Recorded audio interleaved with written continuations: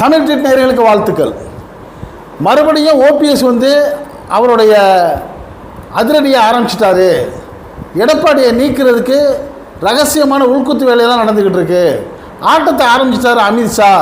கூடிய சீக்கிரம் அதிமுகவை இரண்டாக உடைச்சி அதிமுக எடப்பாடி, அதிமுக செங்கோட்டைன்னு சொல்லி ரெண்டாக்கி நடுநாயகமாக பாஜக உட்காந்து தமிழ்நாட்டை பிடிக்கிறதுக்கு ஒரு புது திட்டத்தை அமித்ஷா வகுத்திருக்கிறாரு அப்படிங்கிற ஒரு அதிர்ச்சிகரமான தகவல் வெளிவந்திருக்குது.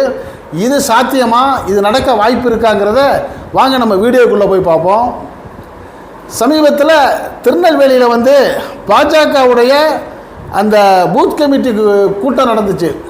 அந்த கூட்டத்துக்கு வந்த அமித்ஷா அவர்கள்ட்ட வந்து அங்கே உள்ள மாநில நிர்வாகிகள்லாம் என்ன சொன்னாங்க, நம்மளுக்கு 39% வாக்கு இங்கே இருக்குதுங்க.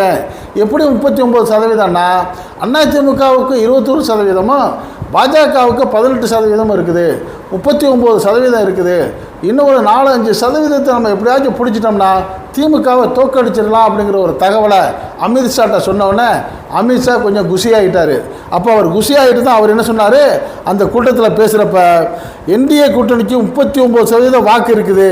எனவே 2026 என்டிஏ கூட்டணி தான் ஆட்சி அமைக்கும். அந்த ஆட்சியில் வந்து அதிமுக என்டிஏ தான் ஆட்சி அமைக்கும், கூட்டணி ஆட்சி அமைக்கும்னு சொல்லிட்டாரு. இப்படி இவர் சொல்லப்ப அண்ணாமலை போன்றவங்க என்ன சொல்லிட்டாங்க, என்டிஏ கூட்டணி தான் அமைக்கும், அதிமுக தான் தலைமை, எடப்பாடி பழனிசாமி முதலமைச்சராக இருப்பார்னு அவர் மட்டும் சொன்னார். இப்போ இதில் பாருங்கள், எடப்பாடி பழனிசாமி தான் முதலமைச்சராக இருப்பார் அப்படிங்கிற கருத்தை அமித்ஷா வாயினால் சொல்லவே இல்லை. அப்போ அமித்ஷாவுடைய திட்டம் என்ன அப்படிங்கிறதான் இப்போ பிரதானமாக இப்போ கவனிக்கப்படுது. அமித்ஷா என்ன நினச்சிட்டாரு, இவங்க சொல்கிற 39% இருக்கிறப்ப இன்னொரு 5% 6% நம்ம வந்து ப்ளஸ் பண்ணுறது நம்மளுக்கு ஒன்றும் பெரிய விஷயம் இல்லை. நம்ம ஏற்கனவே பீகாரில், கர்நாடகா, மகாராஷ்டிரா, ஒரிசா, டெல்லி, ஹரியானாவில் செஞ்ச மாதிரி தேர்தல் திருட்டு தில்லுமுல்லுகளை செஞ்சோம்னா இந்த 5% 6% நம்ம கொண்டு வந்துடலாம். அப்படி கொண்டு வந்துட்டோம்னா திமுகவோட 1% 2% மேலே வந்துட்டோம்னு காமிச்சு தேர்தல் ஆணையத்தோடைய தயவால் நம்ம ஜெயிச்சிடலாங்கிற ஒரு கணக்கு போட்டு தான் அவர் தெம்பா பேசினார். அப்படி தெம்பா பேசுனது எப்படின்னா, எப்படி 6% கொண்டு வர முடியும்னு நீங்கள் நினைக்கிறீங்களா? இப்போ அவங்க இந்த எஸ்ஐஆர்னு சொல்கிறாங்கல்ல, அதாவது தேர்தல் அந்த வாக்கை வந்து மறுபரிசீலனை பண்ணி திருத்தம் பண்ணுறது, அந்த ஸ்பெஷல் இன்வெஸ்டிகேஷன் ரிவர்ஸ்னு சொல்கிறாங்க. அந்த எஸ்ஐஆரை வந்து தமிழ்நாட்டையும் எடுக்க வச்சு இந்த முஸ்லீம்கள், கிறிஸ்தவர்கள் உள்ள சிறுபான்மை மக்கள், எஸ்டி எஸ்சி மக்கள் இவங்க ஓட்டுகளெல்லாம் என்ன பண்ணுறது, இல்லாமல் ஆக்கிடுறது. அதில் குற்றம் இதில் குற்றம்னு சொல்லி ஏதோ ஒரு காரணத்தை சொன்னி சில லட்சம் ஓட்டுகளை இல்லாமல் ஆக்கினா அதில் ஒரு 3-4% வந்துடும். அப்புறம் வட மாநிலங்கள்லேருந்து இங்கே வந்து குடிபெயர்ந்து இருக்கிறாங்கல்ல, புலம்பெயர்ந்து இருக்கிற பீகாருக்காரங்க, உத்தரப்பிரதேசக்காரங்களாம் சேர்க்கிறது, இதில் ஒரு 2% 3% வந்துடும். அப்புறம் இல்லாத ஓட்டுகளை சும்மா சைபர் நம்பர் போட்டு ஏதாச்சும் ஒரு வீடை போட்டு, எப்படி இந்த கர்நாடகாவில் ஒரு வீட்டுக்கு நம்பர் என்ன சைபர் 360 சதுர அடி வீட்டில் 80 பேர் இருக்காங்கன்னாங்கல்ல, அது மாதிரி ஒரு 2% போடுறது. இப்படி பண்ணோம்னா ஒரு 6-7% நம்ம தில்லுமுள்ளாக சேர்த்துட்டோம்னா என்ன ஆகும், நம்மளுக்கு வந்து இந்த 39 46% வந்துடும். திமுக என்ன தான் முக்கிய போட்டாலும் அதுக்கு வந்து 44% ஓட்டு ஸ்ட்ராங்காக கிடைக்கும். அம்மா 46 47ங்கிறப்ப 2% 3% அதிகமாக வந்துடுவோம். அந்த மாதிரி தில்லுமுள்ளு கணக்கு போட்டு நம்ம ஆட்சியை பிடிச்சிடலாங்கிறதுனால ரொம்ப தெம்பாக அமித்ஷா பேசினார். ஆனால் அது உண்மை நிலவரம் இல்லை. என்ன காரணம்னா 21% அதிமுகவுக்கு இப்போவும் இல்லை, அதே மாதிரி பாஜகவுக்கு 18% இல்லைங்கிற கருத்து கிடைச்ச உடனே அவர் டெல்லியில் போய் அப்செட் ஆகியிருக்கிறாரு. இப்படி அப்செட் ஆன பிறகு தான் செங்கோட்டையனை வச்சு இந்த அறிக்கை கொடுக்க சொன்னது, 10 நாள் கெடு விதிக்க சொன்னதெல்லாம். இப்போ கெடுலாம் விதித்த பிறகு என்ன நடக்க போகுது, செங்கோட்டையனை வந்து அடிப்படை உறுப்பினரை விட்டு விலக்குவார் எடப்பாடின்னு எதிர்பார்த்தார் செங்கோட்டையன். ஆனால் அவர் அப்படி செய்யாமல் பொறுப்பை மட்டும், மாவட்ட செயலாளர் பொறுப்பை மட்டும் கலட்டின உடனே இப்போ என்ன செய்கிறதுன்னு யோசனை கேட்குறப்ப தான் அமித்ஷா தரப்பு ஒரு யோசனை சொல்லியிருக்காங்க. ஒன்றும் கவலைப்படாதீங்க, நீங்கள் போயிட்டு என்ன பண்ணுங்கள், நான் தான் அதிமுகங்கிற மாதிரி ஒரு போராட்டத்தை ஸ்டார்ட் பண்ணுங்கள். அப்படி ஸ்டார்ட் பண்ணிங்கன்னா உங்களுக்கு ஓபிஎஸ் அவர்களும் டிடிவி அவர்களும் இன்னும் சசிகலா உட்பட எல்லாரும் ஆதரவு கொடுப்பாங்க. அதே போல் எடப்பாடிக்கு பிடிக்காமல் இருக்கிற 5 சிலர் உங்கள்கிட்ட வந்துடுவாங்க. அப்போ நீங்கள் என்ன ஆகும், பிரச்சனை வரும். அப்போ 2 பேரும் என்ன பண்ணுங்கள், ரெட்டை இலை எனக்கு தான் வேணும்னு நீங்கள் தேர்தல் ஆணையத்துக்கு போங்க. தேர்தல் ஆணையம் நம்ம ஆள் தானே, அவங்கள்ட்ட சொல்லி என்ன பண்ணுறோம், நாங்கள் ரெட்டை இலையை முடக்கிடுறோம்.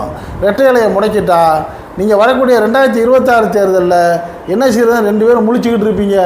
அப்போ அதிமுக எடப்பாடி, அதிமுக செங்கோட்டையன்னு நாங்கள் 2ஆக உடைச்சி நடுவில் நாங்கள் உட்காந்துக்கிட்டு என்டிஏ தலைமையை நாங்கன்னு சொல்லி எங்கள் தலைமையில் நம்ம தேர்தலை சந்திப்போம். அப்படி சந்திக்கிறப்ப ஒருவேளை வெற்றி அடைஞ்சிட்டா எங்கள் பேச்செல்லாம் கேட்குற உங்களுக்கெல்லாம் நல்ல பிரயோஜனம் இருக்கும்.